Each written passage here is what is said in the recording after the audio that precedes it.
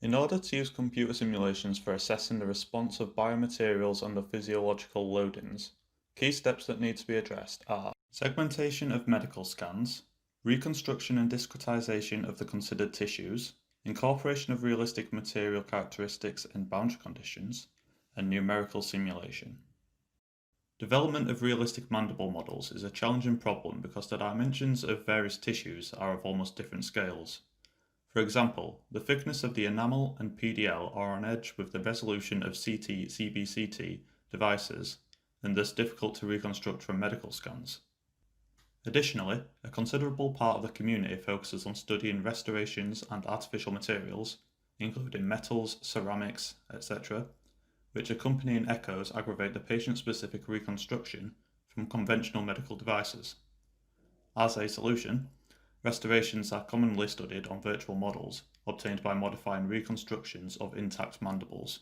The pioneer attempt to provide a public dataset for studying human physiology was the Visible Human Project, VHP, which provided CT and MRI images obtained from one male and one female cadaver.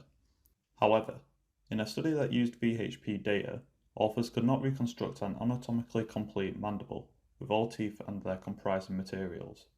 Alternatively, some studies used the Virtual Chinese Human, VCH, with similar obstacles. The Virtual Population, VIP, is another initiative for proposing whole-body anatomical models created from magnetic resonance scans. Although VIP models are widely used for in silico studies in electromagnetic compatibility, they do not differentiate multiple teeth tissues. Thus, they are oversimplified to be useful for dentistry applications. In dental materials literature, one may find detailed models of a single tooth with surrounding tissues, which are developed from micro-CT imaging modality. Thus, a detailed model of the complete mandible with all corresponding materials is not available to the scientific community. Additionally, the complexity of developing models and boundary conditions have dramatically increased during the last years, so that most of the scientific community faces difficulties to reproduce them in both commercial and in-house simulation software packages. Public unavailability and the consequent inconsistency in terms of geometry, materials and boundary conditions that have been used in previous studies makes it difficult for future studies to compare their findings objectively. The aim of this study was to develop a detailed model of the lower mandible with all material characteristics and physiological conditions of interest, and to create a user-friendly C++ software framework to encourage uptake by the broader community. Thus, the OpenMandible intends to support further studies by providing a public-based model that is easily adaptable to various user scenarios. The OpenMandible baseline model was developed from a dry, well-preserved male skull from an archaeological collection. The mandible was scanned utilizing cone beam computerized tomography, CBCT. To achieve better scanning resolution of teeth materials, all mandibular teeth were carefully removed from the jaw and scanned using the microcomputer tomography, MUCT. After acquiring DICOM files, the segmentation and reconstruction of corresponding surface meshes were performed using the MIMIX 10.01, Materialise, Leuven, Belgium. Additional surface mesh refinement and assembly of different composing parts of the model were done in GeoMagic Studio 10. The OpenMandible framework was developed to be generic and cross-platform. We adopted the stereolithography as the input file format, as it is the widely accepted format for representing surface meshes in any CAD software. The software outputs are written in plain text files, which contain all information about the generated model and prescribed boundary conditions. Therefore, the user can import the generated model data from the output files into a format appropriate for any solver, i.e. Abacus, ANSYS, Elmer, etc. Each material and boundary condition should be defined with a separate STL file, and they should be saved into the input folders. The input folder has three subfolders: BC, BC Directed, and Materials.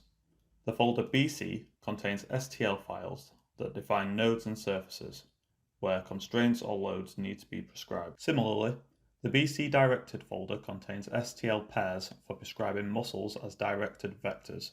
The Materials folder contains STL surface meshes of each composing part, i.e. cortical bone, cancellous bone, teeth, implants, etc. All instructions are contained in the config file, which is split into 6 sections. In this file, a user needs to set element type, the list of materials that will be discretized into volumetric meshes. In the configuration file, a user needs to specify the name of the STL files that need to be meshed, and the material properties that will be further assigned to this domain during the simulation. The mentioned files are stored in the materials input folder. The list of nodal and surface boundary conditions, including constraints, scalars, and vectors that act perpendicularly to the selected surface. The command format requires the name of the material where the boundary condition needs to be prescribed, the group of nodes or elements where the boundary condition needs to be prescribed, and the scalar number that indicates intensity. In section D, a user specifies the list of directed nodal boundary conditions, which are used for defining muscles. The command format requires the user to specify a selection of nodes from the insertion mandible and origin skull. Section E is used for prescribing the orthotropy settings of the cortical bone.